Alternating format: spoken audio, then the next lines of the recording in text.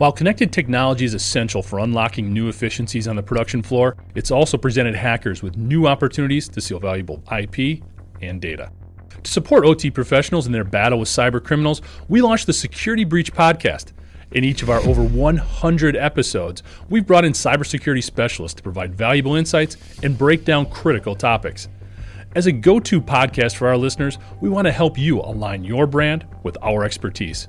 By sponsoring our podcast, your brand will build trust and your message will stand out to an audience searching for tools to assist their cybersecurity efforts. Secure your share in this rapidly growing segment by sponsoring Security Breach. Contact us today to learn more.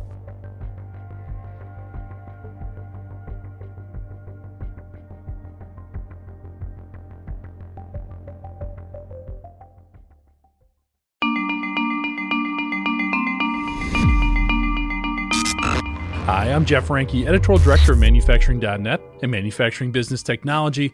Welcome to Security Breach. The truth can be brutal. The harsh realities of many situations we face on a daily basis can be tough to embrace, especially when they dictate having to adjust a lot of long-held beliefs or established processes. This is often referred to as breaking paradigms, and it's a situation that is simultaneously prominent in need and typically lacking in execution throughout industrial cybersecurity. We know the realities of addressing security concerns, but often face so many challenges in addressing them that we choose to continue doing what we've always done, even if that's not the best solution. That's why it's good to hear from people like my guest for today's episode. John Anthony Smith is the founder and chief security officer of Fenix 24. His company specializes in responding to breaches, and he pulls no punches when it comes to the changes that manufacturers need to make in order to address the evolving threat landscape. I can almost guarantee that at some point you will disagree with John, but I'd encourage you to continue listening and find the areas of your security strategies that would benefit from a more critical perspective. John, great to see you again, and welcome to Security Breach. Thank you for having me. Excellent. So we met out at RSA, and in one of the course of our conversations, one of the things that you mentioned in sort of describing your role, what you do, and what the company's all about is you tend to meet companies on their worst day ever. So it was kind of an interesting setup. I thought we could kind of dive into that a little bit and explaining what Fenix 24 is about and some of the things that you've experienced in working with the manufacturing sector. Yeah, sure thing. So we have worked over 1,000 breaches globally, and I would say a significant portion of those entities were manufacturing companies. What does it mean to actually work a breach? Our organization is involved in breach through the containment of the threat actor, the eradication of the threat actor, and the actual recovery of systems, whatever that actually means in the context of the event that occurred. Certainly in the context of most manufacturing events that we have worked, it has actually meant decryption or mass rebuilding of systems. Because as you probably remember me mentioning, Jeff, what we know from breach is that backup methodologies commonly fail in breach. As a matter of fact, there's an insurance carrier that did release a piece about 18 months ago where they claimed from claims data that 58% of organizations discover a partial or full failure of their recovery capabilities during breach. We know from the over 1,000 breaches that we've worked that 92% of organizations suffer some significant data loss from breach. And so there are really two reasons for that. It's for the reason I mentioned earlier, backup and recovery mechanisms commonly fail. They don't work. Threat actors are able to destroy them. And secondly, most organizations, especially those of any reasonable scale, specifically large manufacturers, are not backing up all of their critical data. And so when threat actors are deleting that or encrypting it, obviously if it's not protected and it's not survivably protected, these things can't be restored. So that is in essence what we mean by meeting someone on their worst day. It's right. We would define that as a mass destruction event or a partial destruction event. As I probably mentioned to you when we were on site at RSA, we do commonly see threat actors, of course, encrypting in mass. And what most in the manufacturing sector may not realize is we also see threat actors deleting in mass. And so when you have backups that are deletable or you have mass amounts of data, that's important, that's deletable. Certainly this puts organizations in horrible, horrible situations where they're going to lose data and they might not actually recover. And that happens to be, I would argue, the worst day ever for a business leader.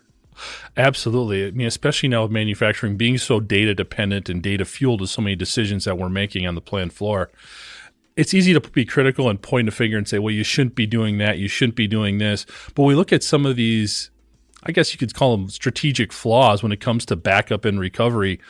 What are some of the primary things you're seeing in terms of why folks just do not have these things in place?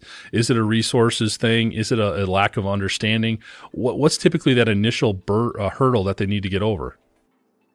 Yeah, I think sometimes there's several paradigm issues I would argue. In manufacturing, in specifically, assuming they have followed reasonably to the Purdue model, right? Operational tech would be separated away from corporate tech, right? The issue here in manufacturing, of course, is that that separation doesn't actually facilitate availability in practice anymore because the operational systems that actually run the manufacturing plants, the assembly lines, the machines, et cetera, are in need of information that flows from corporate systems, right? So when the ERP solutions become inaccessible, the organization can no longer coordinate production, right? And so at some point, they run out of raw materials, et cetera. And so I think first paradigm I would just highlight is that I think many in manufacturing think because they have separated OT from IT, that they are somehow resilient from these types of attacks. And I would just say it doesn't seem to play out in practice, at least from our experiences. Second, I would just say that in IT, we've been trained to basically learn how to defend our systems from product vendors. And so many organizations have been led to believe, and possibly you can't blame them, right? It's how they've been trained by product vendors that solutions are survivable. And we use the word survivable, not immutable, because every product vendor, as it relates to recovery solutions, has a differing definition of what the word immutable means. We say survivable. So the second paradigm I would just say is that most organizations believe they have immutable recovery, but immutable recovery doesn't mean survivable in most cases. And the third paradigm I would just challenge, actually, I have two more. The third one would be that I think most organizations have an assumption that IT really understands their data. No one understands their data. Literally, no one understands their data. And so leaders commonly believe, oh, we'll have our ERP solution up in four hours because our BCDR plan states that we'll have it back up in 4 hours. Well, you're not going to recover an ERP solution, frankly, any solution in 4 hours after a mass destruction event. It is not going to happen. So time is a major problem, and all the paradigms around how to prepare for time are broken by the fact that it's a human caused mass destruction, not a act of God caused event. Most manufacturers are prepared in some ways to active God events. Active God events and mass destruction events caused by humans are not the same. And the fourth thing I would just challenge is that most organizations have overconfidence because they are broadly spending in prevention controls, right? The prevention control industry is a $200 billion plus industry. Essentially, all manufacturers, all companies are overspending in prevention. While if we're being honest with ourselves, we would admit that it is impossible to prevent a breach. And so, but that's where all the dollars are being spent, is on prevention, and recovery from human caused mass destruction is largely being ignored. Wow. That's interesting. So an overspending on prevention, because that's where we want to keep them outside the gates, so to speak. How do you shift then if you're looking to say, look, the prevention shouldn't be the focus, it should be on sort of the response and the backup. That is a huge paradigm shift for folks right now in cybersecurity. What are some things that you're trying to tell folks to illustrate that point to get them to maybe shift their priorities a little bit? All prevention controls should be built on the fervent foundation of assured recovery. If you have no assurance of recovery from the context of breach, then you do not and likely will not have a recovery. Right? Meaning you got to stop trusting product vendors to tell you how to orchestrate recovery because frankly, they don't know. They don't work breach. They don't know what threat actors are doing. the technicalities of breach, the technical realities of how threat actors are able to destroy recovery capabilities are largely unknown and unknowable for most organizations because during breach, these technical details get locked up by the lawyers to prevent litigation.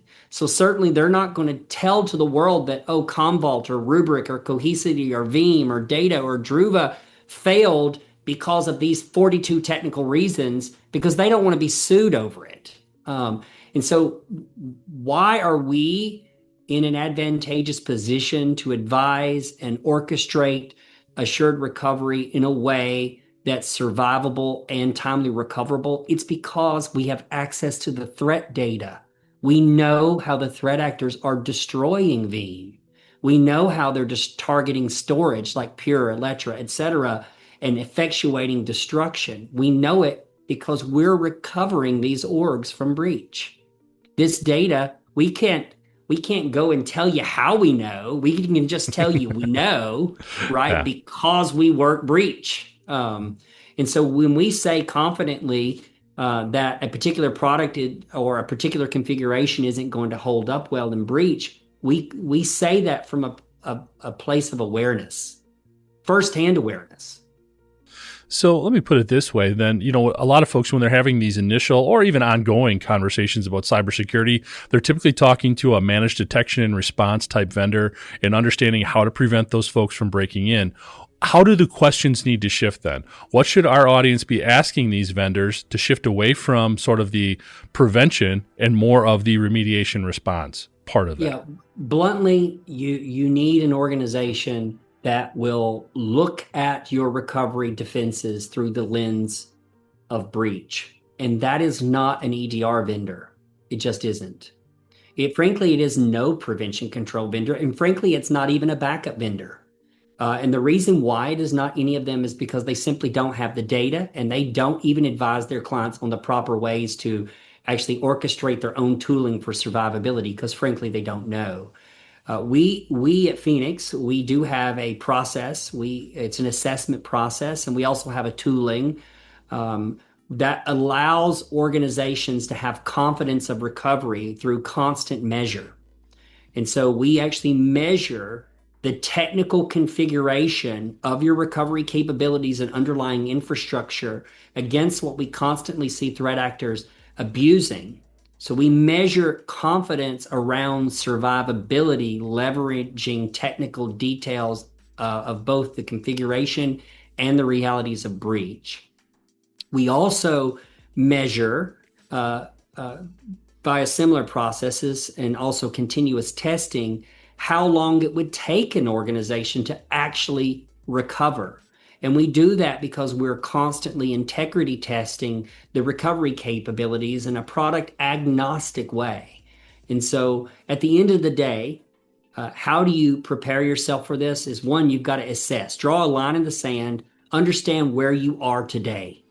And then from there, and only from there, do you start charting a strategy toward recoverability that is leveraging a vendor that actually understands breach. And I have to be blunt with you, Jeff, there aren't many of those out there. There just aren't, right? Because other than us, and there are a handful of other recovery partners here and there, though they're all set up very differently than the way we orchestrate ourselves.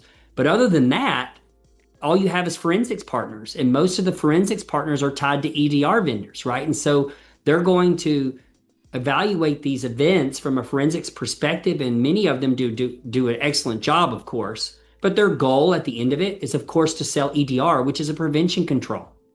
And if the forensics companies are being honest with you, if you were to go through an event, they would commonly say the event was made worse because backups didn't survive, or the recovery capabilities were neutered in some way that led to an elongated recovery timeline. But they don't sell those solutions, so they're not going to advise on it. Interesting. So a lot of these issues surrounding recovery then, it really seems to stem from the fact that people aren't sharing enough information about the breach itself. I know there's no silver bullet here, but what are some, I mean, we've got a lot of industry groups out there. We've got more information, more dialogue, at least, that's going on about these attacks. What do we need to do to step that up so we can become better at recovery because we're more educated about the threats themselves? I think information sharing would be wonderful, but I don't, Jeff, I hate to say this, but I think that organizations, even if they had the information, really wouldn't do anything about it. IT organizations are very complicated, and unfortunately, they're also very political in many orgs, especially large manufacturers, right? The IT org creates its own little fiefdoms within itself, and they fiercely defend rather than fiercely defend their portion of an infrastructure rather than fiercely defending from a position of breach awareness, the organization. And so I would say politically, the IT org in most companies is inherently flawed. I want to circle back on another of the paradigms you brought up there about people not knowing their data. And I can appreciate where you're coming from there. But in trying to form solutions around that, is this more about not understanding where the data is coming from, how it can be dispersed more securely, where to store it? Where are the bigger problems about not knowing your own data like you should? Yeah, I think if depending on who you talk to in IT departments within manufacturers, I believe that it would be consistently true that if they're being honest with themselves, that no one really understands, one, what is important to the org, right? Certainly they could commonly say SAP is important to the org, or Workday is important to the org, or Office 365 is important to the org. But getting below that high level surface, most don't know, right? SAP is a complicated app, right? It has, depending on how entrenched it is in an organization, it's going to have tentacles literally everywhere, right? I mean, the whole production process possibly is coordinated through that, right? All shipping, delivery of raw materials, billing to the client, et cetera, could all be coming through this system, and it's going to have databases and virtual servers and file shares and cloud services and all kinds of other integration points that without a tool, there is no one person within an org that understands any or all of that. And so when you talk about recovery, Jeff, without that dependency map to those core applications, so firstly, understanding what apps are important, and then secondly, understanding all those underlying dependencies of those various apps, you are at a disadvantage from a recovery perspective, because in no org that I've ever seen is that documentation, if any exists, even accurate. But during a mass destruction event, that documentation is commonly destroyed. So from a recovery point of view, you're left to best guesses and best memories on what's important and how it links up to one another. And so the third point I would just make here is that not only do organizations not understand the apps and their underlying dependencies, but thirdly, they don't have any correlation of that app to its dependency to the actual protection jobs. And so in most organizations that we run through our assessment process, we know that 76% of organizations through our assessment are knowingly not backing up their known critical data. Yeah, that's kind of mind-blowing. We have seen orgs where only 60 or 50% of their workloads and databases are actually being backed up. These are manufacturing companies. Matter of fact, we just completed one. They were only backing up 60% of their data. And what's even more mind-boggling about that is that's a procedural problem. That particular manufacturer has a policy that states, we only back it up if you tell us to back it up. Now, tell me if that's not dumb. That's real dumb.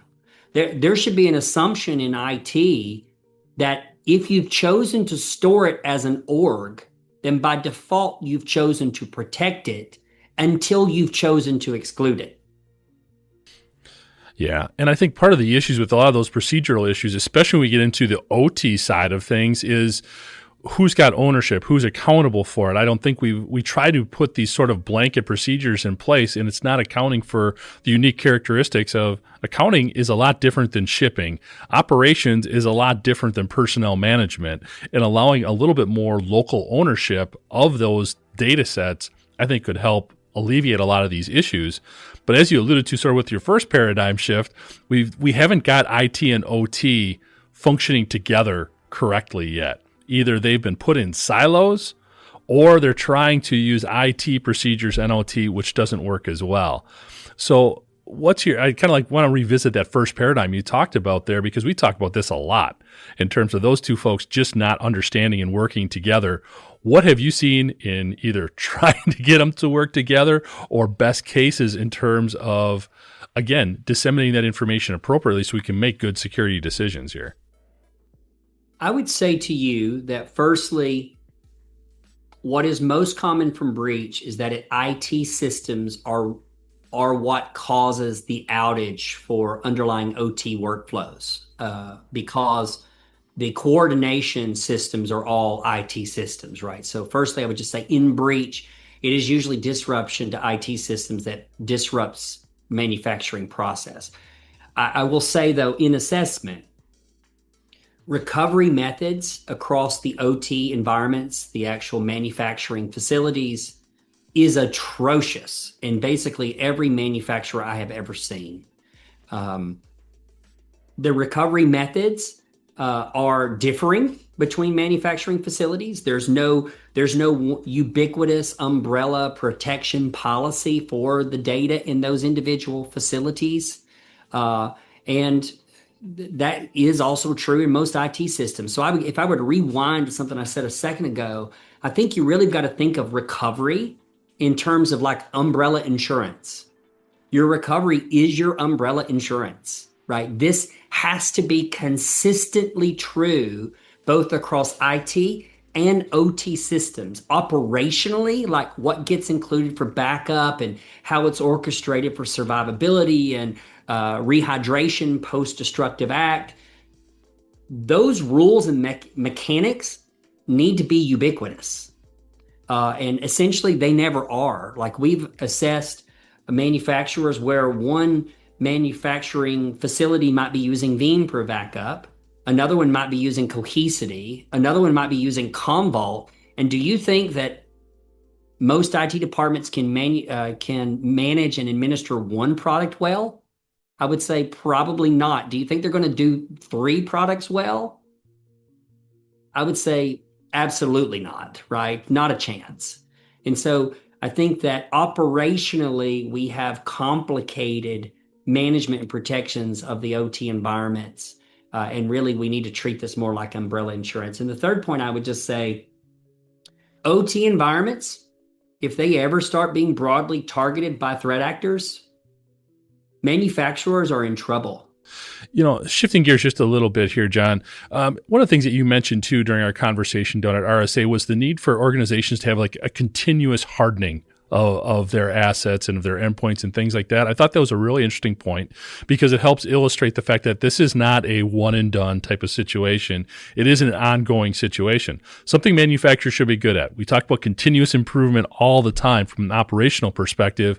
How can we shift gears a little bit and get folks thinking in that same way about cybersecurity and protecting a lot of these, especially on the OT side, a lot of these assets?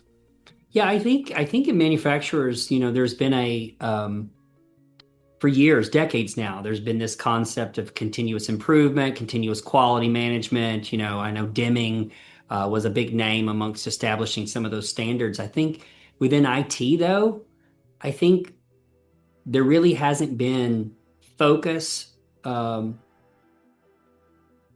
in actually continuously improving controls in the context of breach.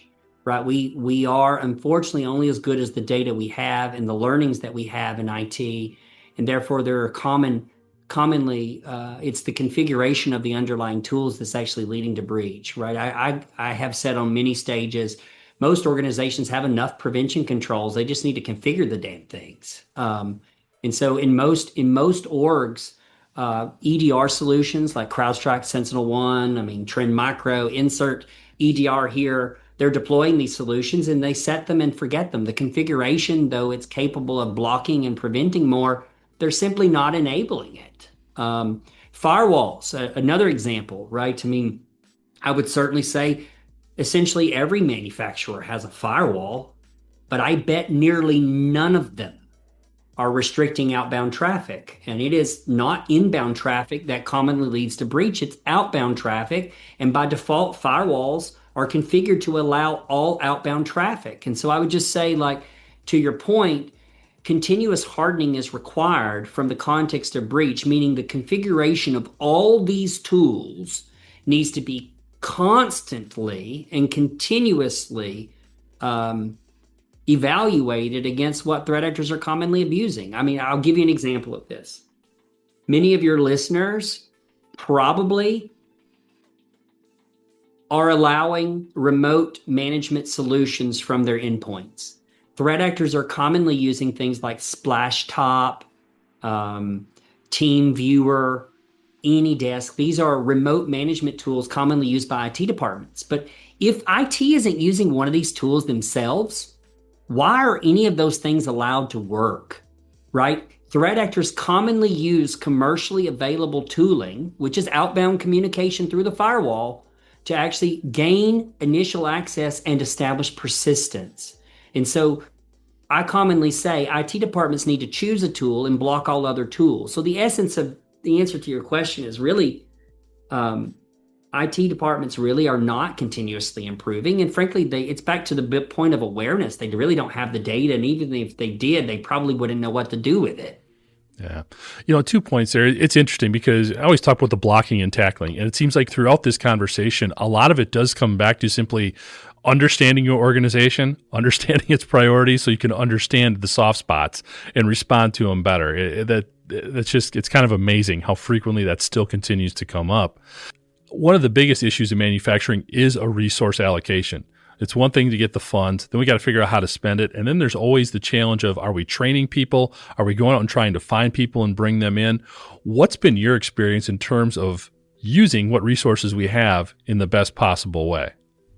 All IT departments are understaffed in every company known to man, especially in manufacturers. Yeah. You cannot staff enough people to do this with excellence, right? I mean, the internal IT departments are always going to pivot to the needs of the business, right? In delivering a product to an end customer. And that is always going to be their pivot. And rightfully so, right? I mean, that's why a business is in business. And so I would argue it's back to partners. And I hope I don't sound self-serving. That is not my intent.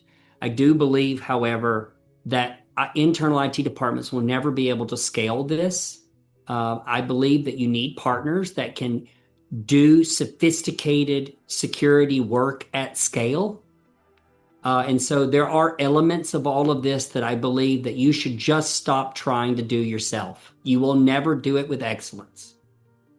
Well, I think one of the possible solutions, it kind of segues into the next thing I was hoping we could talk about a little bit here, is especially those maybe a little bit further removed from the environment will say, well, that's what AI is for. That's where you can plug in artificial intelligence to help solve a lot of these issues with expertise, with manpower, resources, all of that. What is your take? Number one, I guess let's just talk about it, the basics, just implementing artificial intelligence from a cybersecurity perspective.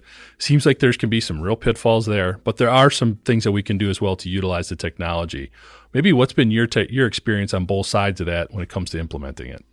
Yeah, I think artificial intelligence on the, if I could just hit on the dark side of this equation, I commonly get asked is, what is artificial intelligence doing to make threat actors more effective? I would say all that artificial intelligence is doing is allowing threat actors to do what's already easy at scale, basically do it faster. It is very easy to attack a company. If you look at the breach pattern, from the compromised creds, persistent access, to elevated permission, lateral movement, data exfiltration, backup destruction, and then mass destruction, which is essentially the breach pattern that all of these breaches follow. You should know the first 5 stages of breach are freaking easy in every company. Freaking easy. And so AI is just even making that worse on the dark side. On the light side, in the peaceful operations, right? Trying to prevent these types of things. I think the same is true, right? It allows us, artificial intelligence simply enables us to do more work faster. And that's in essence what we've got to do, right? Because IT departments are understaffed. And that is how and why I believe you've got to choose your partners well to actually outsource elements of the security chain, because they can do this at scale, and they are commonly using today AI to do that at scale. Yeah, absolutely. No, it's definitely a juggling act a little bit in terms of understanding the right way to use it. And it all comes back to, again, understanding your organization, surrounding yourself with the right people and partners. As we look forward a little bit here, John, are there any other big trends that you're seeing impacting cybersecurity in the short term? We've talked about AI. We've talked about some other things. Is there anything else you're seeing that's out there that could have an impact? The basics aren't changing. Matter of fact, I asked our team at our sales kickoff in January in Vegas, I said, so thank you for all these breach insights, but what's different? And our IR team said, nothing. Nothing's different. It's the same things over and over and over again. It's really simple. Your ingress points, so your firewalls, your Citrix, your VDI environments, your AVD, your VPN solutions, not patching these things with rigor is a big problem, right? Vulnerabilities in the externally exposed ingress points is a problem. That makes up the single biggest initial point of entry. The second is around no MFA applied to users' credentials, right? You would say, oh my God, that's ridiculous. Everybody knows MFA is important, right? And I would say, yeah, we can all agree MFA is important, but give me any complicated manufacturer and I will find a plethora of accounts that not only do not have MFA applied, they also do not have their passwords commonly reset. And so I would just say, what's new and exciting? Unfortunately, I would love to say something is cool. They're doing the same things over and over. I will say there is one point I would give you. For 4 years, we have been predicting that threat groups would eventually abuse HRMS systems, so human resource management systems, and the associated IT workflows that are tied to them. You might ask, what does that mean? It means that in most large manufacturers, when an employee gets hired, there's a set of IT workflows that automatically kick off that give that new hire access to systems. I will say to you, we have just recently seen a threat actor abuse these mechanics, and we've been predicting that they would for a long time, because most HRMS systems are now publicly exposed. You can log into them with Active Directory credentials. And so a threat actor got access to HRMS, created an employee, hired the employee, and it then gave them access to VPN. And that's how they destroyed. Because there is no intermediary review step of a human, or if you wanted to, AI, to make sure that that was a legitimate hire as compared to another system that's out of band. Didn't happen. No, we hear about too many of these types of scams, hackers taking advantage of it. I think it's a great point. And I think really some of the bigger trends that we need to be paying attention to is how manufacturing can break down a lot of the paradigms that you have laid out here. We do need a shift internally in the way we look at things and the way we process a lot of this data, a lot of just the things that we do on a day-to-day basis. There's soft spots that people are taking advantage of, the bad guys are taking advantage of. We need to be smarter there with a lot of the work that we're doing. Yeah, I would like to say it's the soft underbelly, but I don't know that it's the soft underbelly. I just don't think we have enough scales. I mean, I don't know how to better say that. I'm like, all of us are soft.